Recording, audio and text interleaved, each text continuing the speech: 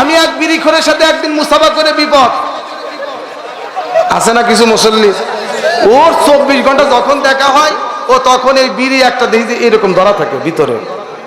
তো একদিন আমার সালাম দিছে, হুজুর মানুষ দৌড়ে গেছি, সালামের উত্তর দিয়ে মুসাফা করছি। এখন আমি মুসাফা করে পরে কি কারণের জন্য আমার একটু সর্দি লাগছে, এরকম টান দিছি, এখন দেখি যে আমার হাতে বিড়ির গন্ধ পায়।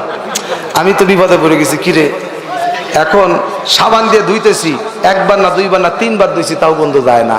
কারণ যদি না ধুই, মুসল্লি আমার সাথে মুসাফা করে যদি মুসল্লি আবার গন্ধ পায়, কবে যে হুজুর নামাজও পড়ে আবার বিড়িও খায়, কি দশা, ঠিক কাজে খান। আবার দেখবেন কিছু পাবলিক আছে এগুলো বাথরুমের ভিতরে হাগে আর বিড়ি খায়, এ কি তাল, কথা কন না কেন?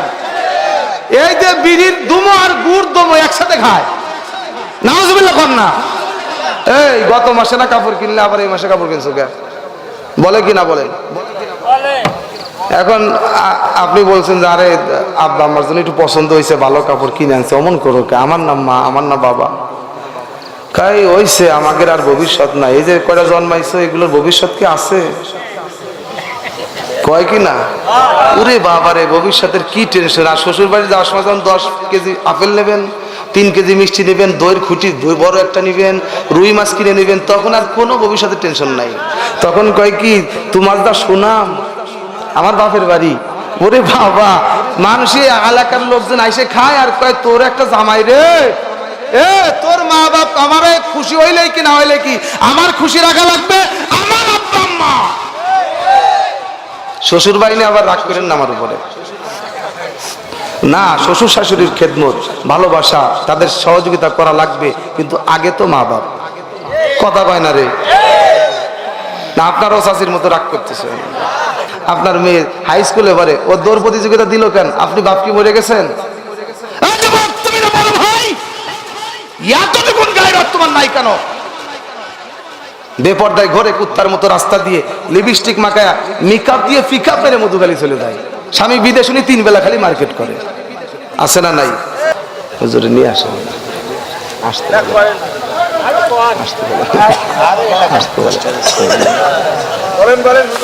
অসুস্থ। আবু জেহেল ডাক দে কয়, সময় রে তুমি যদি সোজা আঙ্গুলে ঘি না ওঠে মোহাম্মদ রে না ছাড়তে পারো, তাহলে তোমার কাপড় খুলবো, পেঁচায়া পেঁচায়া টেনে টেনে কাপড়গুলো খুলে ফেলে। মা সুমাইয়া 2টা হাত দিয়ে লজ্জা দিকে রেখেছেন আর ডাক দিয়ে বলছেন, প্রভু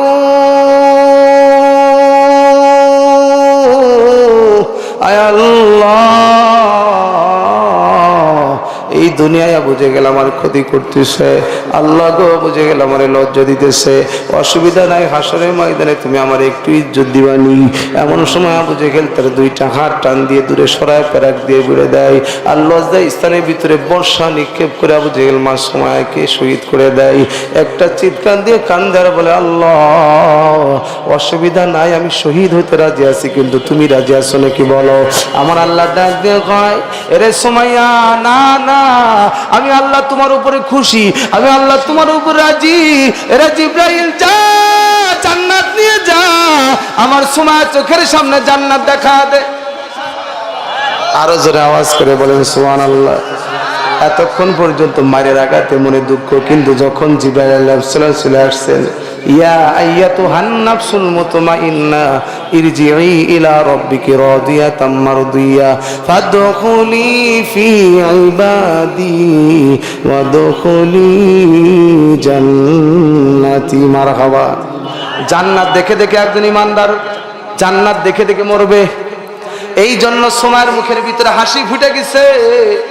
রে মধুখালী মুসলমান, মধুখালী বাজারে যান, যে দেখবেন সারাদিন সিমেন্টের বস্তা ট্রাক থেকে নামাই, টিনের গাদিগুলো নামাই, রডের কত ভার কত ওজন রডের গাছগুলো কাঁধের ভিতরে করে যখন নামাই, ওই কুলি ভাই তখন বড় দুর্বল হয়ে যায়, ঘাড় ব্যথা হয়ে যায়। ওই কামারখালী ঘাটে যাবেন, দেখবেন দিন ভরে বালু নামাইতেছে, বালু টলারে করে বালু আনে, ভিজা বালু, এই বালুগুলো ঝুড়ি ভরে ভরে 50 কেজি 60 কেজি পর্যন্ত ওজন হয়। এই বালুর বোঝাগুলো যখন মাথায় এলায়, এই ভিজা বালু নরম বালু বেয়ে বেয়ে পুরো শরীর কাদা হয়ে গেছে, আবার শরীর দিয়ে ঘাম ঝরতেছে, চেহারার ভিতরে কাদা হয়ে গেছে।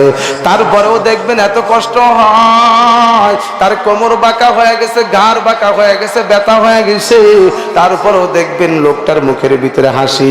আর এক ভাইয়ের সাথে গল্প করে আর বালু টানে, আর এক ভাইয়ের সঙ্গে গল্প করে সিমেন্টের ব্যাগগুলো টানে। এত কষ্ট হয়, কষ্টের ভিতরেও মুখে হাসি, গল্প ফুটছে। কারণ কি? এই লোকটা জানে আমি সিমেন্টের বস্তা দিন ভরে টানলে পরে, বালুর বোঝা মাথায় নিলে পরে, বিকাল বেলা সন্ধ্যার বেলা আমার মহাজন, আমার মালিক আমার 1000 টাকা বেতন দিবে। এই যে বেতনের আশায়, বেতনের পুরস্কারের আশায় তার মনে কোনো দুঃখ নাই, ঘাড় ব্যথা হয়, কোমর বাঁকা হয়, তারপরেও মনে মুখে দুঃখ নাই, হাসি। ঠিক তেমনি ভাবে বেলাল জানে মৃত্যুর সঙ্গে সঙ্গে আল্লাহ আমারে বড় পুরস্কার দিবে, জান্নাত দিবে, জান্নাত। জিহ্বার ভিতরে কাঁটা ঢুকায় দেয়, কিন্তু চোখের ভিতরে পানি নাই, শুধু হাসি। সুমাইয়া জানে আমার লজ্জার ভিতরে বর্ষা ঢুকায় দিছে। এরে আমার পর্দালের মা, তুমি একজন নারী, দেখো মা সুমাইয়া রাদিয়াল্লাহু আনহা একজন নারী, তার ঈমান কত মজবুত। ঈমান নিয়ে মরতে চাই, কিন্তু ঈমান বিক্রি করতে চায় না। হাসতে শুরু করছে। আবু জেহেল ডাক দিয়ে কয়, সুমাইয়া পাগল হয়ে গেছো, মারতেছি, আঘাত করতেছি, বর্ষা নিক্ষেপ করতেছি, তারপরেও তোমার মুখে হাসি। মা সুমাইয়া ডাক দিয়ে কয়, আবু জেহেল রে, আমি তো পাগল হই নাই, পাগল তুমি হইছ। আমি আল্লাহর জান্নাত দেখে ফেলেছি, তোমার এই আঘাত আমার আর কোনো কষ্ট দিতে পারবে না। সুবহানাল্লাহ জোরে কোন। তবে আমার মা বোনরা যেহেতু আমাকে শুনতেছেন, মা বোনদের জন্য স্পেশাল 4টা কথা বলেছেন নবীজি। ইযা সাল্লাত মারআতু খামসাহা ওয়া সামাত শাহরাহা ওয়া আতাআত বালাহা ওয়া আহসানাত ফারজাহা। আমার রাসূল বলেন, দুনিয়ার কোন বান্দি যদি, আল্লাহর বান্দি যদি মাত্র 4টা কাজ করে, তাহলে তার জন্য জান্নাত পাওয়া বড় সহজ হয়ে যাবে। 1 নম্বরের কাজ হলো 5 ওয়াক্ত নামাজ পড়বে, 2 নম্বরের কাজ হলো রমজানের রোজা রাখবে, আর 3 নম্বর কাজ হলো স্বামীর আনুগত্য করবে, 4 নম্বরের কাজ হলো পর্দা করে চলবে। আম্মাজান আয়েশা সিদ্দিকা রাদিয়াল্লাহু আনহা ঘরের ভিতরে নবীজি আসছেন, সফর করে আসতেছেন, পথের ভিতরে তখন তার পথে ঘাটে হোটেল ছিল না, আর এরকম অহরহ টাকাও ছিল না। 1 দিন 2 দিন 3 দিন পেটে খাবার নাই, ঘরে আসছে, ডাক দিয়ে বলছে, আয়েশা রে খাবার আছে। আম্মাজান বলছে, পয়গম্বর আপনি তো টেলিফোনও করেন নাই, আর আমিও খবর পাই নাই, খাবার দাবার কিচ্ছু নাই। আপনি আর আমি হইলে কইতাম যে চুলির মুঠি দর কেন মার, মুজাহিদ কারে কয়, ঠিক কিনা কন? মাছ শুরু করে দাঁড়ে, মারতে মারতে বাপ ডাকায় সারে, সাংঘাতিক মুজাহিদ। নাউজুবিল্লাহ খান। রাসূল বলেছেন ভালোবাসতে হবে, শুধু ভালোবাসা। কাছের গিলাস যত ধুয়ে রাখবেন তত চকচক করবে, মহিলাদেরকে যত ভালোবাসবেন তত ভালোবাসা আপনাকে ফেরত দিবে, ঠিক না খান? তরকারি রান্না করছে, আপনি যদি খালি কন এত সুন্দর করে ডালের ভিতরে আবার 2টা টমেটো দিছো তুমি বুদ্ধি করে, আবার একটু ধুনের পাতাও দিছো, আবার আলু ভর্তা যে করছো, তোমার যে বুদ্ধি, তেলে ভাইজে মরিচ মশমশা করে তারপরে ভর্তা করছো, আমার পরাণ জড়ে গেছে। দেখবেন পরে রক্তে গরুর গোশত আনতেছে, কথা কন না কেন? এই জন্য শুধু ভালোবাসা দিবেন। আর মধুখালী বাজার থেকে শাড়ি কিনে আনবেন, যদিও 600 টাকা এসে এরকম ফেলবেন, এই নে 1400 টাকা। কয় টাকা? সাথে যে 600 টাকার সাথে আরো 800 টাকার অন্য কিছু কিনছেন, ওইটা মনে মনে গোপন রাখবেন, আর চাষিরে শোনাবেন না 1400 টাকা। চাষি কয় বুড়ো সারা জীবন আমার 500-600 টাকা শাড়ি দিয়েছে রে, আজকে 1400 টাকার শাড়ি আনছে, দেখবেন ভালোবাসা কারে কয়, কথা কন ঠিক কিনা? না, রাসূল বলেছেন 1 থালার ভিতরে তোমার বিবির সঙ্গে ভাত মাখায়া বিবির মুখের ভিতরে আই লাভ ইউ বলো, আর খাবার তুলে দাও, আর তোমার বিবিও তোমার মুখের ভিতরে যদি ভালোবেসে যদি 1 থালায় বসে যদি খাবার তুলে দেয়, স্বামী স্ত্রী 2 জনের সগীরা গুনাহ আল্লাহ মাফ করে দিবে। ভালোবাসা আসবে কেমনে? চাষিগের আবার দোষ আছে। আল্লাহ রাসূল বলছেন, স্বামীর অনুগত্যের ব্যাখ্যায় এসেছে যে স্বামী যেটা পছন্দ করে, স্বামী যা বলে তাই করো, স্বামী যা পছন্দ করে তাই করো। স্বামী 3 পিস কিনে আনছে ঈদের সময় 3600 টাকা দিয়ে, এই 3 পিস জীবনেও স্বামীর সামনে পড়ে না। স্বামীর সামনে পড়বে কি চাষি? যত ছেঁড়া কাপড়, যত পচা কাপড়, যত দুর্গন্ধ, দিন ভরে ধানের বোতল নিতে নিতে গায়ে দেওয়া হয়েছে গন্ধ, ঘামের গন্ধ, ওই ফেলি স্বামীর কাছে শুয়ে পড়ছে। রাসূল বলছেন, না চাচি, আপনাকে আমার রাসূল বলেছেন তুমি সারাদিন কাজকাম করে ওই ঘামযুক্ত কাপড়টা পরিবর্তন করে মুখে একটু সোনো নাও, ফেয়ার অ্যান্ড লাভলি নাও, মুখটা ভালো করে দিয়ে, আর গালের ভিতরে তুমি তো সারাদিন চাচিরা খালি গুল নাই, গুল আছে না, গুল নিয়ে মুখটা এক করে পচা, যে একটু আই লাভ ইউ কবে এদিক ফিরে আসি, চাচা কয় তুই ঘুরে শো, তোর মুখ দেখায় গুড় গন্ধ, ঠিক আছে রে কয়। গুল টুল নিয়ে যে মুখ যে নাপাক বানায় রাখছেন, দুর্গন্ধ বানায় রাখছেন, ভালো করে বিরাস করবেন আর সুন্দর করে সুনো টুনো নিয়ে যাতে গ্রাম বের হয়, দেখবেন আপনার স্বামী আর সুসোর মতো গ্রাম বেরে ঘুরে বেড়াবে না, আপনারা দেখে পছন্দ করবে, ঠিক আছে রে খান। আর ভাইদেরকে বলবো, চাচাদেরকে বলবো, বিড়িটা কম খান। বিড়ি যে খান আপনার গালে যে কি গন্ধ, আহারে আপনি যদি জানতেন, নিজে নিজে ঠিক পাওয়া যায় না। বিড়িখোর কোনোদিন জানে না যে তার মুখ দিয়ে ফাটার গন্ধ, বিড়িখোরের গা দিয়ে গন্ধ, শাক গন্ধ, মাথা দিয়ে গন্ধ, হাত দিয়ে গন্ধ। আমি এক বিড়িখোরের সাথে একদিন মুসাফা করে বিপদ আছে না কিছু মুসল্লি, ওর 24 ঘন্টা যখন দেখা হয় ও তখন এই বিড়ি একটা দেখি এরকম ধরা থাকে ভিতরে। তো একদিন আমার সালাম দিছে, হুজুর মানুষ দৌড়ে গেছি, সালামের উত্তর দিয়ে মুসাফা করছি। ও আবার হাত ধরছে তো ছাড়ে না, 1 মিনিট গল্প করছে, হাত আর ছাড়ে না। এখন ওর হাতে তো 24 ঘন্টা বিড়ি থাকে, এই বিড়ি হাত পয়সে গেছে, হাত বেড়ে বিড়ির গন্ধ শুরু হয়ে গেছে, আসে না এরকম ইমানদার। এখন আমি মুসাফা করে পরে কি কারণের জন্য আমার একটু সর্দি লাগছে, এরকম টান দিছি, এখন দেখি যে আমার হাতে বিড়ির গন্ধ পায়। আমি তো বিপদে পড়ে গেছি, কিরে এখন সাবান দিয়ে ধুইতেছি, 1 বার না 2 বার না 3 বার ধুইছি, তাও গন্ধ যায় না। কারণ যদি না ধুই, মুসল্লি আমার সাথে মুসাফা করে যদি মুসল্লি আবার গন্ধ পায়, কবে যে হুজুর নামাজও পড়ে আবার বিড়িও খায়, কি দশা, ঠিক আছে রে খান। আবার দেখবেন কিছু পাবলিক আছে, এগুলো বাথরুমের ভিতরে হাগে আর বিড়ি খায়, এ কি তাল, কথা কন না কেন? এই যে বিড়ির দুমো আর গুড় দমো একসাথে খায়, নাউজুবিল্লাহ কন না। এই বিড়ি খাওয়া ভালো, সিগারেট, গাঁজা, ইয়াবা। এই যুবক, তুমি জানো তোমার সমাজে কারা গাঁজার ব্যবসা করে, ইয়াবা বিক্রি করে? ঐক্যবদ্ধ হও, 20 জন যুবক যদি হাতে হাত থেকে বলে আমার সমাজে গাঁজা চলবে না, ইয়াবা চলবে না, যুবকদের উপরে কারো বাবার ক্ষমতা নাই, গাঁজা বিক্রি করে, ইয়াবা বিক্রি করে। কারো ক্ষমতা আছে? যুবক যদি এক হয়, এই সমাজ নষ্ট করতে দিব না, কার ক্ষমতা আছে বলেন? যুবকটাই তো কেনে, আর এলাকায় বিক্রি করে কারা?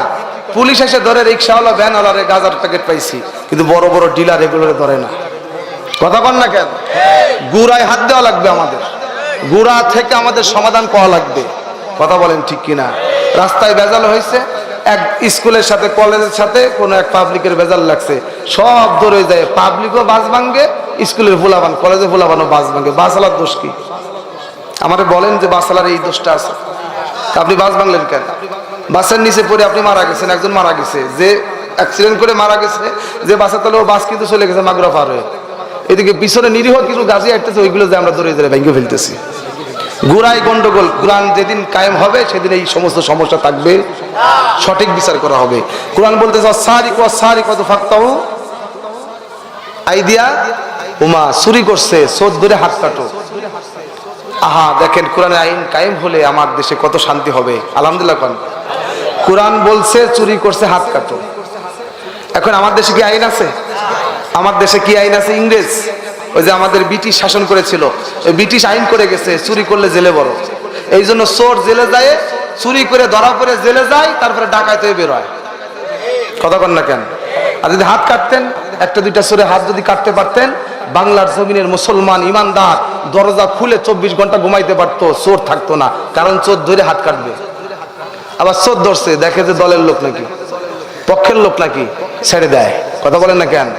আবার দেখবেন কেউ মারামারি করে মামলা হয়েছে, কোর্টের ভিতর দৌড়াইতেছে।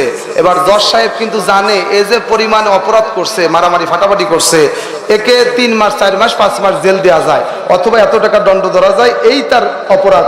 1 দিন 2 দিনে সে বুঝে ফেলে যে তার অপরাধটা কি। তারপরেও জজ সাহেব তাকে শুধু ঘুরাইতেছে, আগামী মাসের 3 তারিখ, 3 তারিখে আবার হাজিরা দিছে। জজ সাহেব কথাও বলে না, শুধু মুখটা দেখে, আবার বলে ঠিক আছে, লিখে দেয় যে আগামী মাসের আবার 10 তারিখ, আবার 3 তারিখ, এরকম করে বছরের পর বছর কোনো সাজা হয় না, খালি ঘুরাইতেছে, আছে না নাই?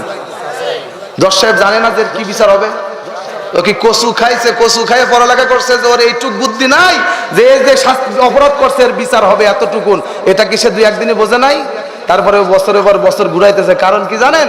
ওই যে কিছু সাহেব আছে না, কালো কোট পরা উকিল, এগুলোর তো আবার পেট চলা লাগবে।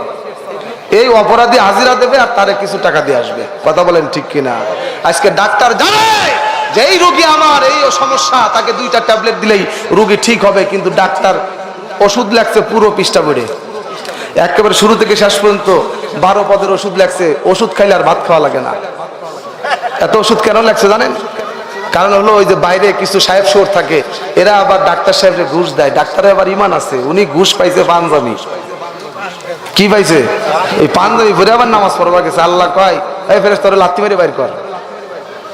কথা বল। টিভি ফ্রিজ ঘুষ নিয়ে বসে থাকে, আর কোম্পানির লোক বাইরে দাঁড়ায় থাকে, ছবি তুলবে, ডাক্তারে বলবে স্যার আপনারে একটা গাড়ি দিলাম, ফ্রিজ দিলাম, আর আপনি আমার কোম্পানি ওষুধ লিখলেন না। এখন ডাক্তারের হয়েছে জ্বালা, ও 12 পদের ওষুধ লিখে থই, এই জন্য রোগীও ভালো হয় না।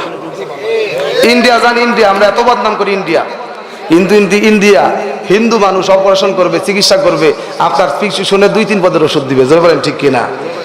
সাধারণ। কিন্তু এদেশের ডাক্তার হয়ে গেছে কসাই। আর ডাক্তারদের যে সমস্ত সহকারী থাকে, ওই নার্স বাহিনী যারা, এদের জন্মের সময় ওদের মা বাপ মোটে কোনোদিন জীবনে মধুই খাওয়ায় না। নার্স থাকবে সবচাইতে নরম, সবচাইতে মিষ্টি করে কথা বলবে রুগীর সাথে, এমন ভাবে ভ্যাকসিন দেয় রুগী যতটুক সুস্থ ছিল আরো বেশি খারাপ হয়ে যায়। কথা বলেন ঠিক কিনা? ইসলাম আসলে পারে এই সমস্ত সমস্যা থাকবে না। কোন ডাক্তারে বাবার ক্ষমতা থাকবে না যে একটা পয়সা ঘুষ খেয়ে তারপরে অপারেশন করবে, তারপরে চিকিৎসা দেবে। কথা বলেন ঠিক কিনা? ভাইরা আমার, এই জন্য যা বলতেছিলাম, রাগ হইতেছেন আপনারা? আমি তো আপনাদের ছেলে, আমার স্যার এখানে বসে রয়েছেন, আমি আপনাদের সন্তান। এই মাকরাল মাদ্রাসার একসময় পড়াশোনা করছে। এই যে উলওয়াট আমার বাড়ি। রাগ হইতেছে যে এই দাওয়াত দিছে, এত কথা বলতেছে। কিছু হক কথা বলা লাগে, না হলে সমাজ সুন্দর হবে কেমনে? কথা বলেন ঠিক কিনা? কারণ আপনি তো হাসরের ময়দানে বলবেন এই যে আমাদের মাওলানা মাহমুদ হাসান ফরিদপুরি ওরে দাওয়াত করে আনছিলাম, আল্লাহ এসব কথা তো কোনোদিন বলে নাই, আপনারা আমাকে অপরাধী বলবেন। কিন্তু আনিল হাক্কি শয়তানুর আখরাজ, সত্য কথা যারা গোপন করবে হাসরের ময়দানে সে আলেম হতে পারে কিন্তু বুবা শয়তান হয়ে দাঁড়াবে। জোরে কোন নাউজুবিল্লাহ। এই জন্য ভাইরা আমার, পর্দালের মা,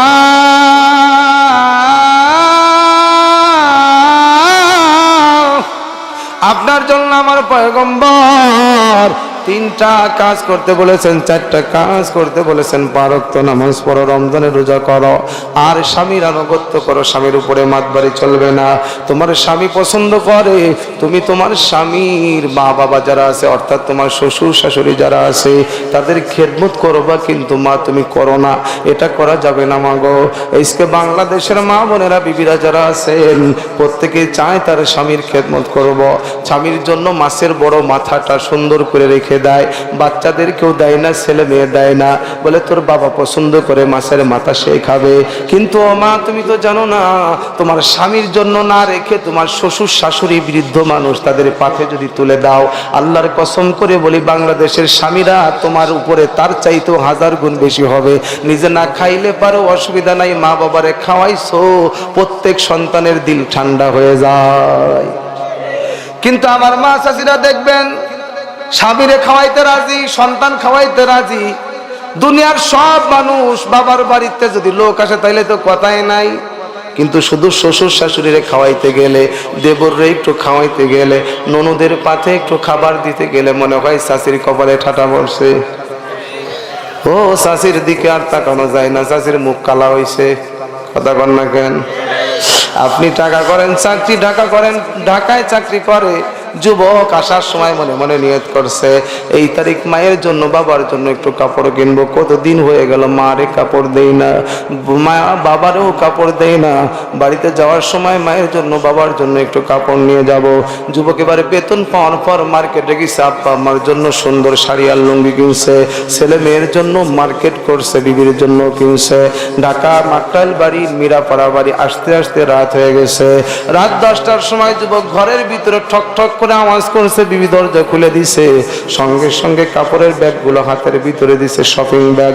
এই কাপড়গুলো একটা একটা করে তুলে দেখে সন্তানের জন্য কাপড় কিনছে খুশি, বিবির জন্য কাপড় কিনছে খুশি, নিজের জন্য কাপড় কিনছে খুশি। যখন মা বাবার কাপড়গুলো দেখছে, অনেক নাফরমান বিবি এমন আছে মুখটারে কুত্তার পাছার মতো কালা করে বুঝে থাকে। এই গত মাসে না কাপড় কিনলে আবার এই মাসে কাপড় কিনছো কে? বলে কি না বলেন? এখন আপনি বলছেন যে আরে আব্বা আমার জন্য একটু পছন্দ হয়েছে, ভালো কাপড় কিনে আনছে, অমন করো কে? আমার নাম মা, আমার না বাবা। কাই হইছে, আমাদের আর ভবিষ্যৎ নাই। এই যে কয়টা জন্মাইছো, এগুলোর ভবিষ্যৎ কি আছে? কয় কি না? ওরে বাবারে, ভবিষ্যতের কি টেনশন। আর শ্বশুর বাড়ি যাওয়ার সময় যখন 10 কেজি আপেল নেবেন, 3 কেজি মিষ্টি নেবেন, দইয়ের খুঁটি বড় একটা নেবেন, রুই মাছ কিনে নেবেন, তখন আর কোনো ভবিষ্যতের টেনশন নাই। তখন কয় কি, তোমার যা সুনাম, আমার বাপের বাড়ি। ওরে বাবা, মানুষে এলাকার লোকজন আইসে খায় আর কয় তোর একটা জামাই রে, এ তোর মা বাপ আমার খুশি হইলে কি না হইলে কি, আমার খুশি রাখা লাগবে আমার আব্বা আম্মা। শ্বশুর বাড়ি নিয়ে আবার রাগ করেন না আমার উপরে না। শ্বশুর শাশুড়ির খেদমত, ভালোবাসা, তাদের সহযোগিতা করা লাগবে, কিন্তু আগে তো মা বাপ। কথা কয় না রে? না আপনারও চাষির মতো রাগ করতেছে? হুজুরে নিয়ে আসেন, আসতে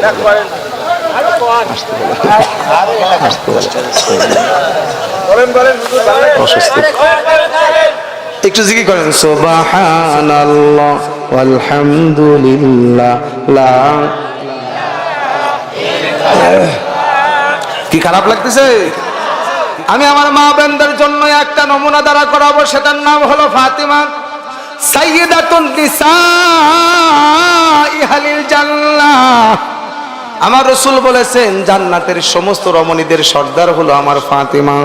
এই ফাতিমা রাদিয়াল্লাহু আনহাকে আমার পয়গম্বর পছন্দ করে আলী রাদিয়াল্লাহু আনহুর সঙ্গে বিবাহ দিয়েছিলেন। হযরত ফাতিমা, আলী রাদিয়াল্লাহু আনহু হঠাৎ করে একদিন বড় অভাবে পড়ে গেলেন।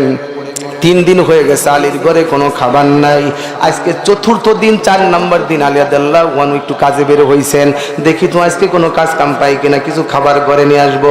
কিন্তু 4র্থ দিনেও কোনো খাবারের সন্ধান হলো না, খালি হাতে বিকাল বেলা বাড়িতে ফিরে আসতেছেন। আর মনের ভিতরে বড় দুঃখ, আমার হাসান হুসাইন খায় না, আমার ফাতেমা খায় না। 3 দিন হয়ে গেল, ঘরে খাবার নাই, 4র্থ দিনেও খাবার নাই। এ পদ্মালের মা গো, একটু শোনো ফাতেমা, স্বামী আসতেছে, আলী রাদিয়াল্লাহু আনহু আসতেছেন। জানালা দিয়ে উকি মেরে তাকায় দেখে আমার স্বামী আসতেছে, কিন্তু স্বামীর হাতে খাবারের ব্যাগ নাই, শূন্য হাতে আসতেছে। আমার চাচিরা করে কি, রাগ করে বাপের বাড়ি চলে যায়। খাবার দিবার পারো না, বিয়ে করছিলি কামাইন্দার, এই কথা বলে নাই, কিন্তু জানালা ফাঁকা করে তাকায় দেখে আমার প্রিয় স্বামী আলী শূন্য হাতে আসতেছেন। সঙ্গে সঙ্গে হযরতে ফাতেমা রাদিয়াল্লাহু আনহা দরজাটা খুললেন, স্বামীকে আহলান সাহলান বললেন, আর বললেন, স্বামী যান, টেনশন করবেন না, বুঝতে পেরেছি খাবার আনতে পারেন নাই, অসুবিধা নাই। 1 দিন খাবার পাই নাই, 2 দিন পাই নাই, 3 দিন পাই নাই, আল্লাহ পাক চাইলে আমাদের 4র্থ দিন দেয় নাই, কিন্তু 10 দিনের পরে 1 দিন দিতে পারে, আল্লাহ ব্যবস্থা করে দিবে, আপনি টেনশন করবেন না। স্বামীকে সান্ত্বনা দিতেছে। স্বামী ব্যবসায় লস করছে, স্বামীর মাথা খাইবেন না, স্বামীর সঙ্গে খারাপ আচরণ করবেন না, ফসল নষ্ট হয়ে গেছে, স্বামীকে পেরেশানি করবেন না, স্বামীর চাকরি চলে গেছে, স্বামীকে পেরেশানি করবেন না, বরং বিপদের সময় স্বামীর পাছানো দাঁড়ানো হলো ফাতেমার সুন্নাত। সুবহানাল্লাহ বলেন না? সান্ত্বনা দিতেছেন আর বলতেছেন, স্বামী টেনশন করবেন না, আমি আপনার সাথে আছি না, বাপের বাড়ি চলে গেছে, আমি আপনার সাথে আছি স্বামী গো। আপনি 1 দিন খাবার ব্যবস্থা করেন নাই, 10 দিন পরে হয়তো ব্যবস্থা হবে। সঙ্গে সঙ্গে আলী রাদিয়াল্লাহু আনহু খুশি হয়ে গেলেন। ফাতেমার মাথার উপরে হাতটা বুলায় দিয়ে বলে, ফাতেমা রে, আমি তোর জন্য বড় দোয়া করে দিলাম, আল্লাহ পাক রব্বুল আলামিন তোর উপর রহমত করবে। শুধু তাই নয়, কিয়ামত পর্যন্ত তোর মতো যত ফাতেমা আসবে, যারা বিপদে স্বামীর পাশে দাঁড়াবে, তাদের প্রত্যেকের জন্য আমি আলী রহমতের দোয়া করে দিলাম। জোরে বলেন মারহাবা। এই জন্য ফাতেমা রাদিয়াল্লাহু আনহার ইন্তেকালের সময় আলী রাদিয়াল্লাহু আনহু বুকের ভিতরে জড়ায় ধরে কাঁদেন। রোজা রাখার জন্য সেহরি খাইছেন। ফাতেমা রাদিয়াল্লাহু আনহা, অনেক সময় গ্রামগঞ্জে আমাদেরও দেখবেন এরকম হয়, সেহরি খাওয়ার পরে আজান একটু দেরি আসে, আমরা পিঠ লাগাই বিছানার উপরে শুয়ে পড়ে, একটু ঘুম চলে আসে, ঘুমের ঝুল চলে আসছে। ফাতেমা রাদিয়াল্লাহু আনহা সেহরি খাইছেন, হঠাৎ করে স্বপ্নের ভিতরে, ঘুমের ভিতরে অল্প সময়ের ভিতরে আমার নবীজি হাজির হয়ে গেছে। ডাক দিয়ে বলতেছে, মা মারে, আমি না তোকে বলেছিলাম এই দুনিয়া থেকে সবার আগে আমার আপনজনের ভিতরে তোর সাথে আমার সাক্ষাৎ হবে, তুই আমার সাথে সাক্ষাৎ পাবি। ও মা, আজকে তুমি আলীর ঘরের ভিতরে সেহরি খেয়েছো, আলীর ঘরের ভিতরে হাসান হুসাইনের ঘরের ভিতরে সেহরি খেয়েছো। মা, তোমার এই ঘরের ভিতরে সেহরি হয়েছে, কিন্তু মনে রেখো মা, আজকে ইফতারি কিন্তু আমার সাথে হবে। নবীজি কিন্তু ইন্তেকাল করেছেন, নবীর সাথে ইফতারি হবে মানে কি আপনারা বুঝতে পেরেছেন? বিদায় হয়ে যাবি রে মা, ঘুম ভেঙে গেছে, আজান হয়ে গেছে, আলী রাদিয়াল্লাহু আনহু মসজিদে চলে গেছেন, নামাজে দাঁড়াইছেন, ফাতেমাও নামাজে দাঁড়াইছে। আলী রাদিয়াল্লাহু আনহু নামাজ পড়ে বাড়িতে এসে প্রতিদিন তাকায় দেখে ফাতেমা যায় নামাজেই বসে আছে, কোরআন তেলাওয়াত করে, তাসবিহ পড়ে, আল্লাহর জিকির করে, ইশরাক নামাজ পড়ে তারপরে যায় নামাজ সরেরি। কিন্তু আজকে ফাতেমা রাদিয়াল্লাহু আনহু খেয়াল করলেন, আমার ফাতেমা আজকে যায় নামাজের ভিতরে নাই, ঘরের ভিতরে নাই। কোথায় আমার ফাতেমা? রান্নাঘরের ভিতরে আটা গোলায়া রুটি বানানোর চেষ্টা করতেছে। বড় একটা গামলা ডিশের ভিতরে অনেকগুলো ময়লা কাপড় ভিজায় দিছে রে। সঙ্গে সঙ্গে রাদিয়াল্লাহু আনহু আশ্চর্য হয়ে বলে, ফাতেমা, প্রতিদিন ফজরের পর তুমি যাই নামাজেই বসে থাকো, কিন্তু আজকে তুমি যাই নামাজে নাই, রান্নাঘরের ভিতরে। তোমার না গায়ের ভিতরে প্রচন্ড জ্বর? এরে ফাতেমা, তুমি বড় অসুস্থ, এই সকালবেলা ঠান্ডা পানি তুমি কেন ধরতেছো? রুটি বানানোর জন্য ব্যস্ত হয়ে গেছো, কারণ কি?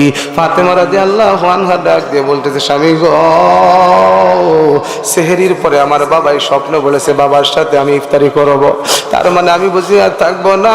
এই জন্য আপনার নোংরা কাপড়গুলো, আমার হাসান হুসাইনের নোংরা কাপড়গুলো, আপনার বড় কষ্ট হবে গো।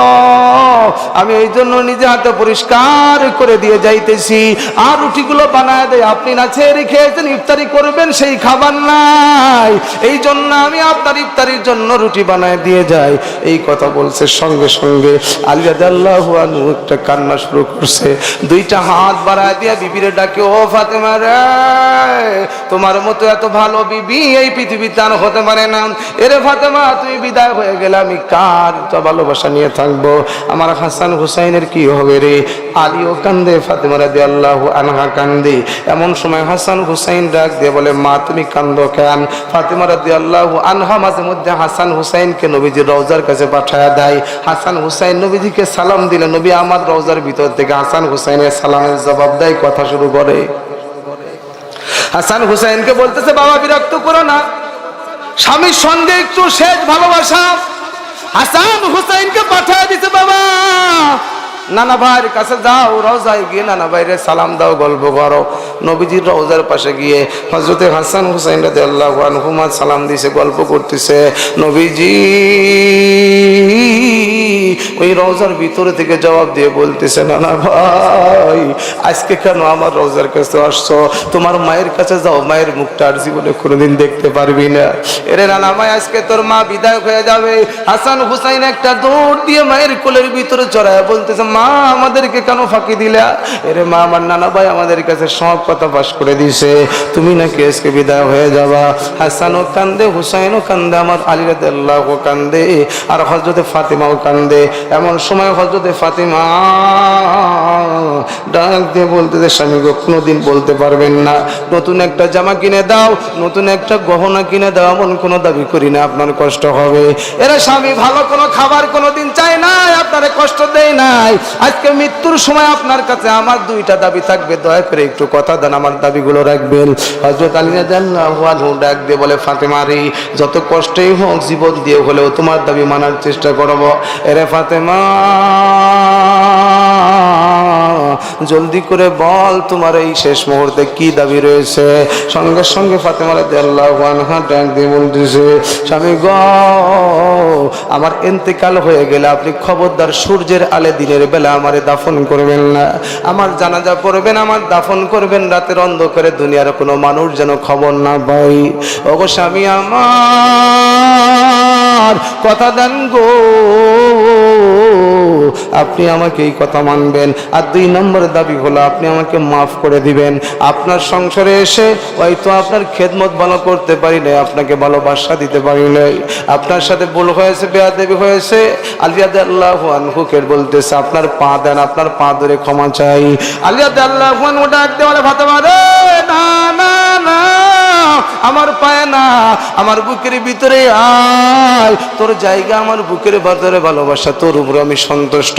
ফাতেমা রে, তুমি আমার মাফ করে দাও, আমার নবীজি বড় ভালোবেসে তোমার সঙ্গে আমার বিবাহ পড়ায় দিছে, কিন্তু কোনোদিন তোমারে ভালো খাবার দিতে পারি নাই, কোনোদিন তোমার একটা ভালো পোশাক দিতে পারি নাই, তারপরেও তুমি কোনোদিন অভিযোগ করো নাই, তুমি আমার বুকের ভালোবাসা, তোমার উপর আমার কোনো অভিযোগ নাই। ফাতেমা ডাক দিয়ে বলে, স্বামী গো, তাহলে কথা দেন রাতের অন্ধকারে আমার জানাজা পড়বেন, কোনো মানুষ খবর দিবেন না। আলী রাদিয়াল্লাহু আনহু ডাক দিয়ে বলতেছে, আরে বিবি, তুমি হলো সাইয়্যিদাতুন নিসাই আহলিল জান্নাহ, ওই জান্নাতের সমস্ত রমণীদের তুমি হলো সর্দারিনী। আরে ফাতেমা, তোমার মৃত্যুর খবর জানলে হাজার হাজার নবীর আশিক পাগল আছে সাহাবারা, তারা জলদি করে এসে ও ফাতেমা তোমার তারা জানাজায় শরীক হবে। বলে না না, আমি ফাতেমা জীবনে কোনোদিন বেপরদায় বের হই না, দুনিয়ার কোনো মানুষ বলতে পারবে না ফাতেমা কত লম্বা, ফাতেমা কত চওড়া। এ পর্দালের মা করনা ফি বুয়ুতিকুন্না ওয়ালা তাবাররুজনা তাবাররুজাল জাহিলিয়াতিল উলা। আজকে ফাতেমার পর্দা কোথায়, তোমার পর্দা কোথায়? আগে তো দেখেছি মা বোনেরা পর্দা না পড়লেও অন্তত মাথায় বড় একটা ওড়না থাকতো, মাথার চুলগুলো ঢেকে রাখতো, বুকটা ঢেকে রাখতো। আরে কি এমন কলির যুগ আইলো রে, এই জামানার মেয়েরা এখন ওড়নাই পড়তে চায় না, পড়লেও গলার এইখানে প্যাঁচ দিয়ে পিছনে ছেড়ে দেয়, আবার বুকের এক পাশ দিয়ে দেয়। আল্লাহ পাক বলেছেন তোমরা পর্দা করে চালো। আমার ভাইরা কথা বলেন জোরে ঠিক কিনা? যারা পর্দা করে না তারা তো কুত্তার মতো চরিত্র। কুত্তাকে আল্লাহ পাক রব্বুল আলামিন এক হাত লম্বা একটা লেজ দিছে, তার উপরে উল্টায় রাখে। আমার লজ্জা দেখ, তোদের কোনো সমস্যা নাই।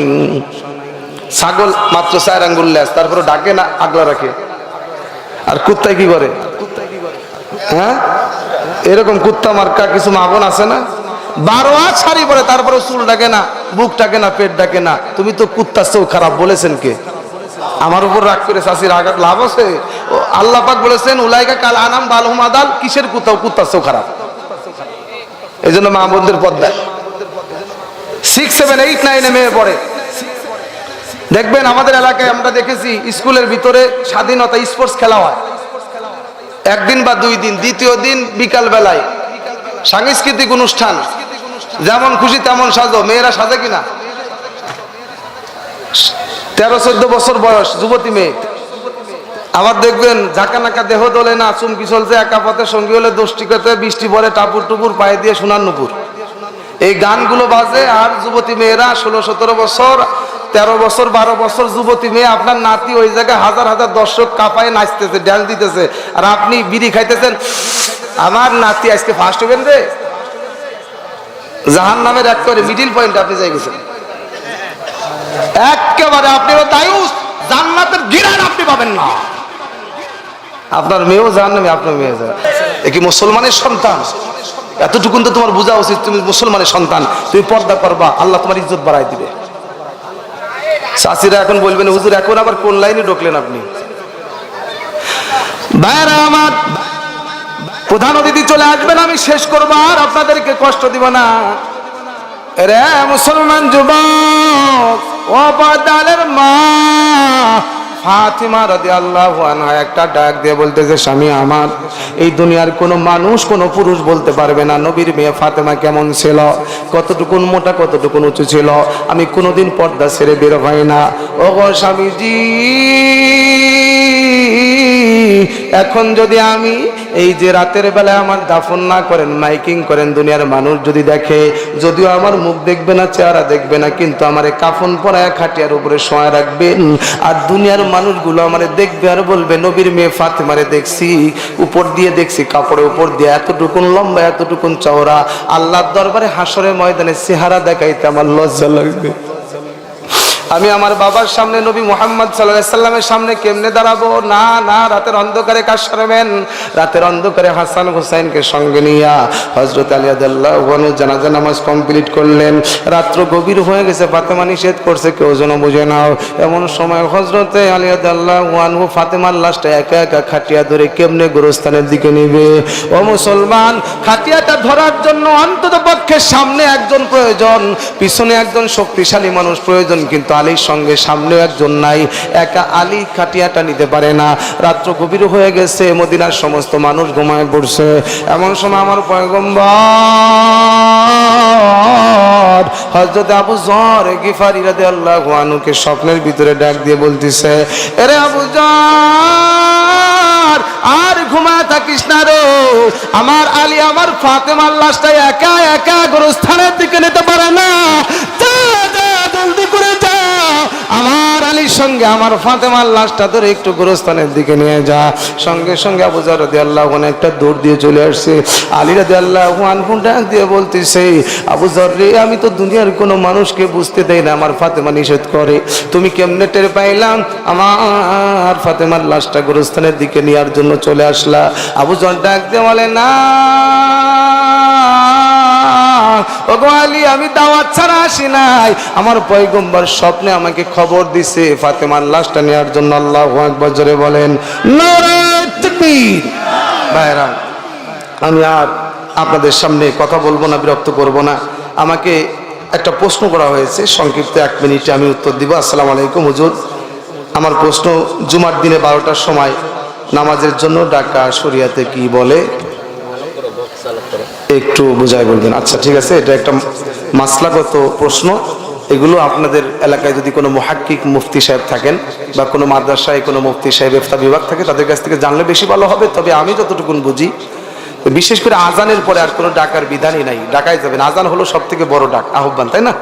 আর আজানের আগে অনেক সময় আবেগী আমরা অনেক সময় মানে ভালো ভালো মনে করেই ডাকাডাকি করি। আজানটাই আমার মনে হয় এনাফ। আজান যেখানে দেওয়া হচ্ছে আল্লাহর পক্ষ থেকে, আজান তো কোনো দুনিয়ার মানুষের আহ্বান না, এটা কার আহ্বান? আল্লাহর আহ্বান। তো আল্লাহ যেখানে ডাকতেছেন সেখানে কি আর